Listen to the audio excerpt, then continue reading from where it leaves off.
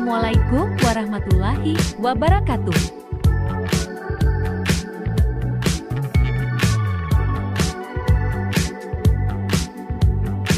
Tanda bahaya ibu nifas dan bibiat. Assalamualaikum warahmatullahi wabarakatuh. Kami dari kelompok 2 Universitas Muhammadiyah Kudus dari Prodi D3 Keperawatan akan melakukan penyuluhan tentang tanda bahaya pada ibu nifas dan bayi baru lahir. Perkenalkan, nama saya Afrina Hairunisa sebagai moderator, Arika sebagai pemateri, Adelia sebagai pemateri, Rizal sebagai pemateri, Elvira sebagai pemateri, dan Viradina sebagai pemateri. Berikut materi yang akan kita sampaikan. Apabila ada yang akan ditanyakan, silakan bertanya pada akhir acara. Terima kasih. Nifas yaitu masa yang dihitung sejak seseorang ibu melahirkan hingga 6 minggu setelah melahirkan. Yang kedua yaitu tanda bahaya pada ibu nifas. Yang pertama, perdarahan pasca melahirkan. Normalnya akan ada sampai 500 ml setelah pasca melahirkan. Tanda yang kedua yaitu lohea yang berbau busuk. Lohea adalah sadat yang berasal dari vagina pada masa nifas. Yang ketiga, pengecilan rahim terganggu. Yang keempat, nyeri pada perut dan pelvis. Yang kelima, demam, suhu tubuh ibu lebih dari 30 derajat Celcius lebih dari 2 hari. Yang keenam, bengkak pada wajah, tangan, dan kaki pada pasca melahirkan. Yang ketujuh, pusing dan lemas berlebihan. Yang pertama, cara penanganan pada perdarahan. Yang pertama, pemberian obat-obatan. Yang kedua, melakukan tindakan uret.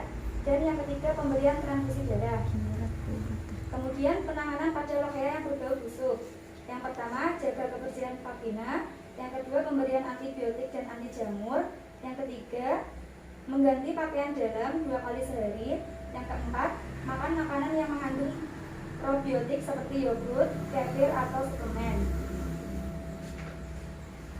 Kemudian cara penanganan pusing dan lemas berlebih. Yang pertama, mengkonsumsi tambah 500 kalori setiap hari. Yang kedua, makan dengan diet berimbang untuk mendapatkan protein. Yang ketiga, minum sedikitnya 3 liter setiap hari. Yang keempat, minum kapsul vitamin A. Dan yang kelima, istirahat yang cukup. Kemudian penanganan pengecilan rahim terganggu.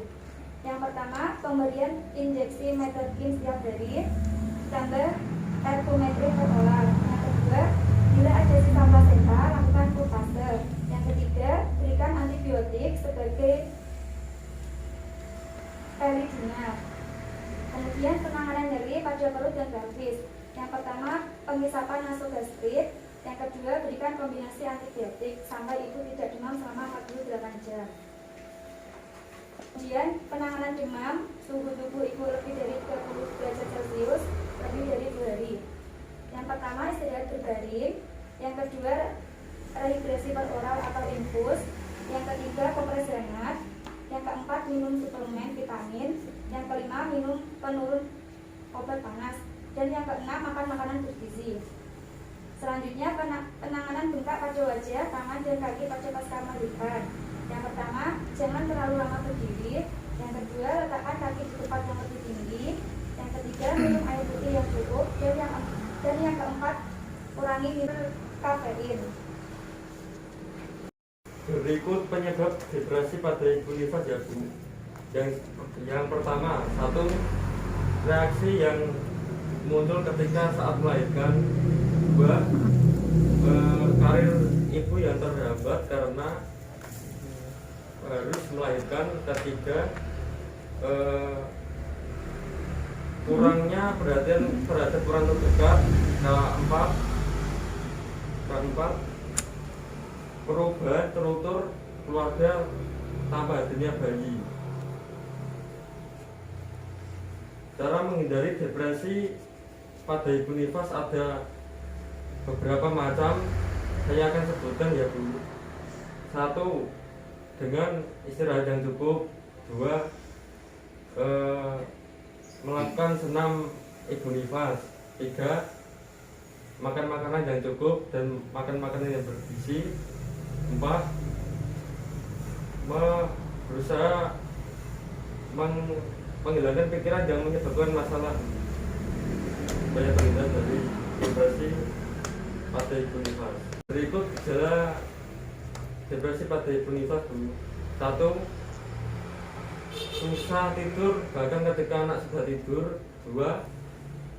Nafsu makan hilang. 3. Merasa cemas dan tidak perhatian kepada bayinya. 3. Kurangnya perhatian atau tidak mau menyentuh bayinya. 4. Kurang memperhatikan penampilan pribadi, dan gejala fisiknya ada sulit bernafas dan berasa berdebar-debar.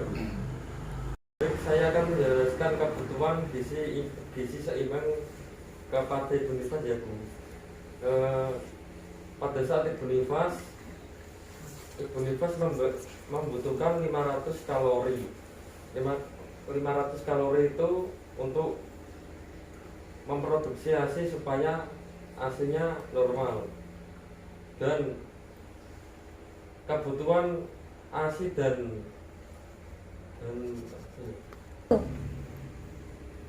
kebutuhan itu ibu nifas dan menyusui menjadi 2.400 kcal per hari. Itu digunakan untuk memproduksi ASI dan ibu melakukan aktivitas itu sendiri. Dalam pelaksanaannya bisa dibagi menjadi 6 kali makan. Dalam kurung 3 kali makan makanan utama dan 3 kali makanan selingan. Itu merupakan pedoman gizi seimbang yang dianjurkan. Gizi seimbang yang harus terpenuhi 1 karbohidrat. Pada saat ibu nifas, kebutuhan ibu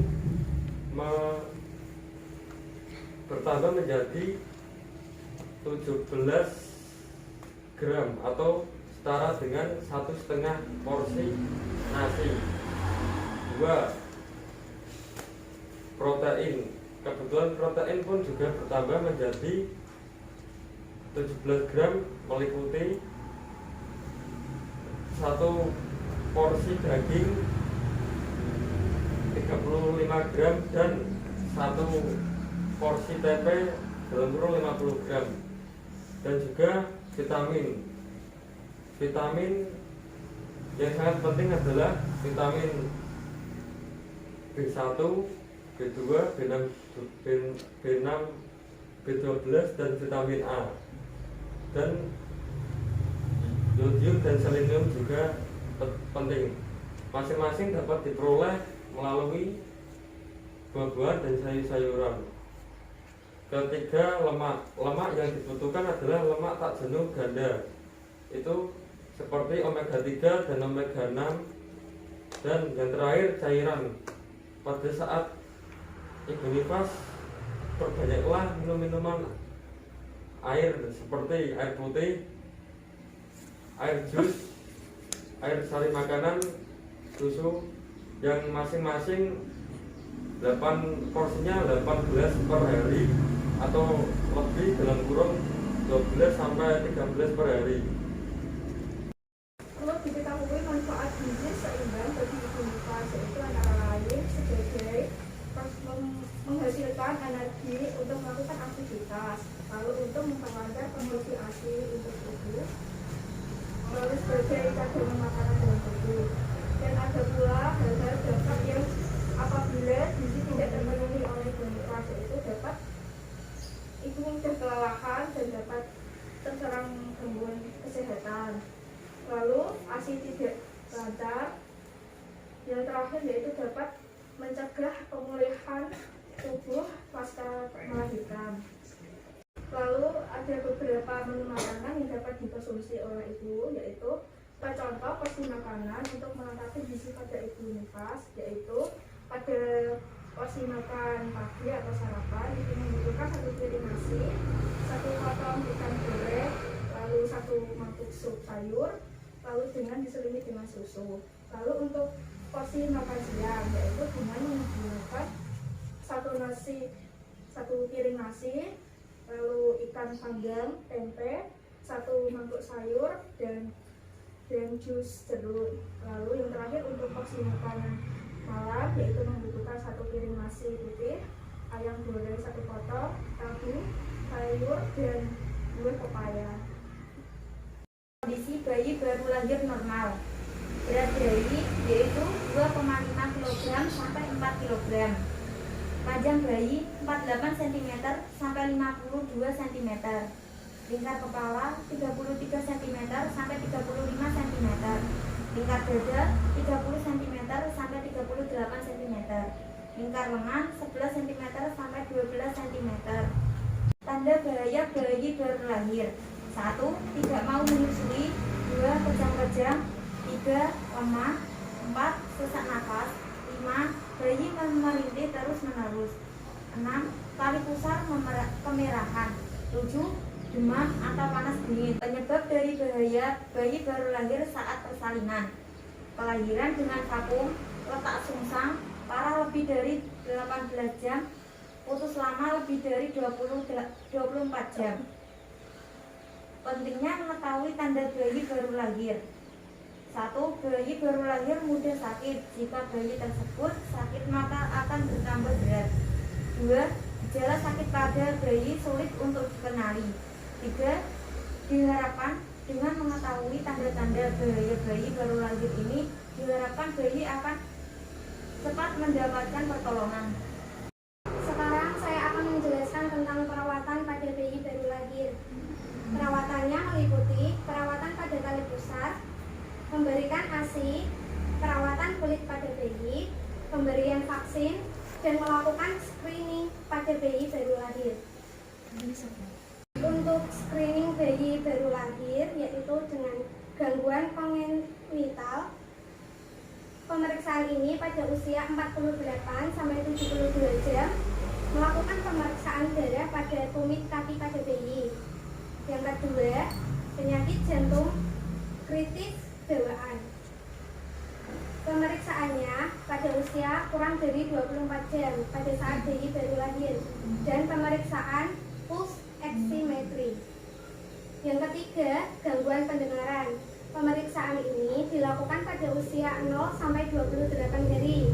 Pemeriksaan ini dengan acoustic emissions.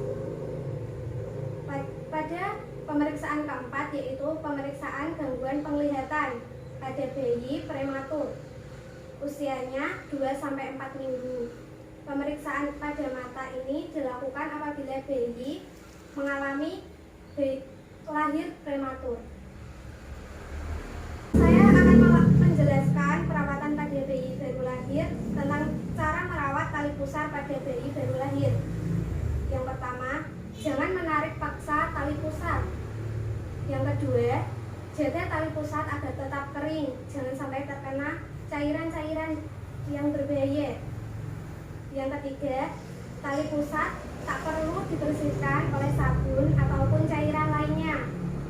Yang keempat, biarkan terbuka tanpa tertutup dengan kasak kering, namun bersih. Saat memaikkan popok, usahakan di pusat tidak tertutup popok. Popok berada pada bawah tali pusat. Yang keenam, tidak perlu diberikan minyak, bedak, jamu-jamuan pada tali pusat. Yang ketujuh, saat mandi jangan merenjang si kecil agar tali pusarnya tidak bau yang tidak sedap. Perawatan pada bayi yang kulit sensitif, yaitu yang pertama, cari pemicunya. Apakah dari hewan peliharaan atau pakaian-pakaian yang digunakan. Yang kedua, pilihlah bahan kain yang lembut, seperti kain yang dipakai oleh bayi, kain untuk membedong, dan cara pembersihan baju pada bayi baru lahir. Yang ketiga, gunakan lotion. Karena kulit bayi cepat kering, harus menggunakan lotion agar terhindar dari gigitan nyamuk dan melembabkan kulit.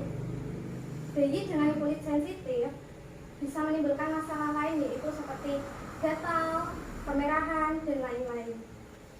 Yang keempat, cuci pakaian bayi dengan hati-hati. Pakaian bayi dan pakaian dewasa harus dipisahkan. Pakaian bayi harus dicuci menggunakan tangan agar bersih secara maksimal. Yang kelima, selektif dalam memilih produk perawatan. Gunakan produk perawatan bayi dengan menggunakan formula lembut dan teruji klinis. Yang keenam, uji sebelum mencoba. Bisa diujikan pada kulit dewasa, bisa juga diujikan pada kulit bayi, namun hanya sedikit, seperti pada daerah kaki atau tangan.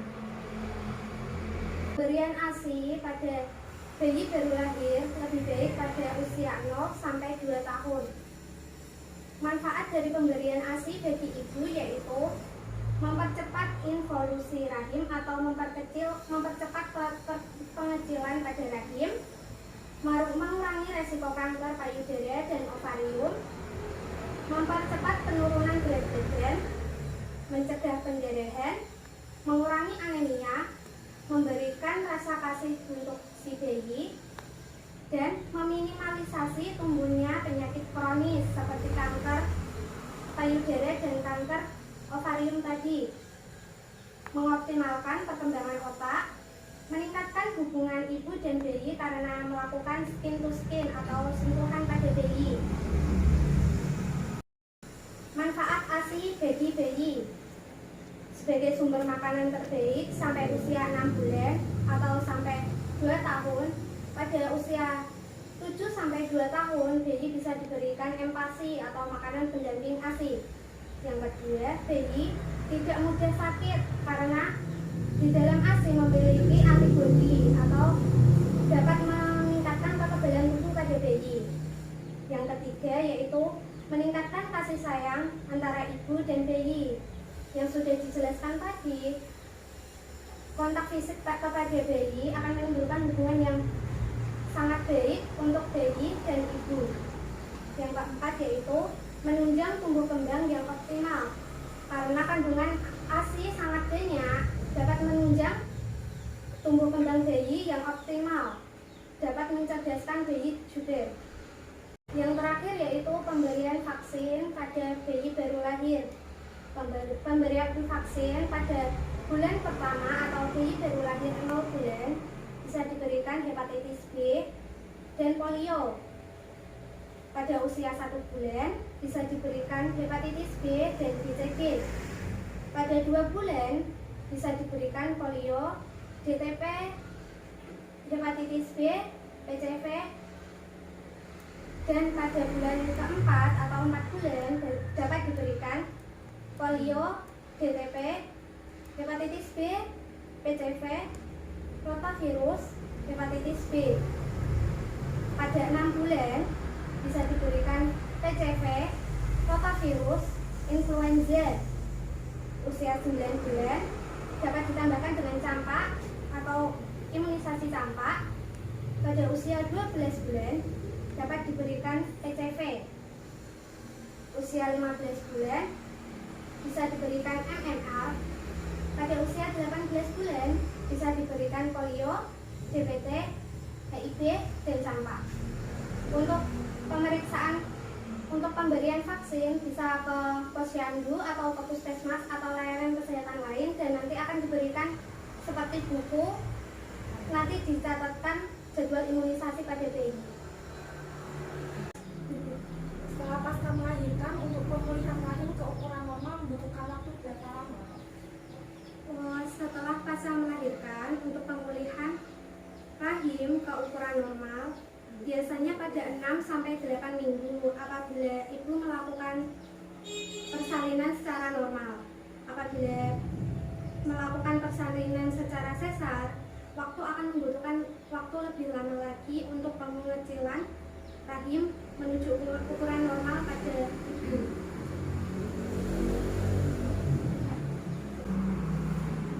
Buah-buahan apa yang baik dikonsumsi setelah melahirkan?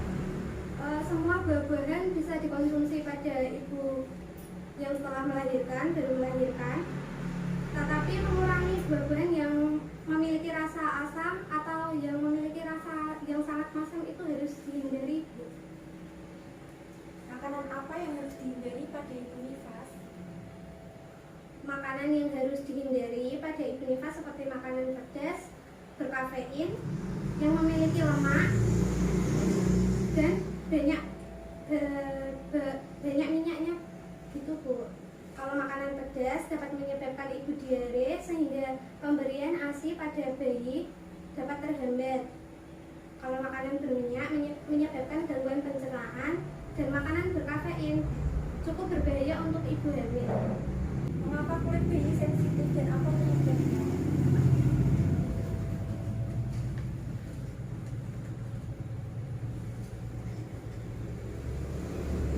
Karena kulit bayi begitu sensitif, kulit bayi 30% lebih tipis dibandingkan pada dewasa.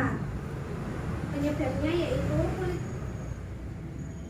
pemicunya yaitu dari pemicu iritasi seperti udara yang kotor atau udara yang panas, deterjen, hewan peliharaan, dan sebagainya. Pemilihan kain pada bayi juga mempengaruhi penyebab dari kulit bayi yang sensitif. Jelaskan jika kebutuhan Ibu nifas tidak terpenuhi, apa akibatnya pada bayi?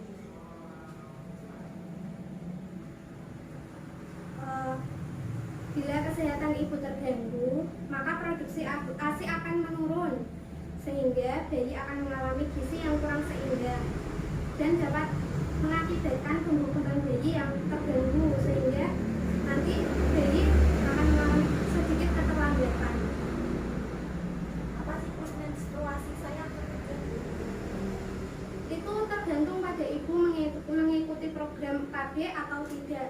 Beberapa program KB bisa yang menyebabkan menstruasi terganggu, bahkan ada yang bisa menghentikan menstruasi untuk sementara.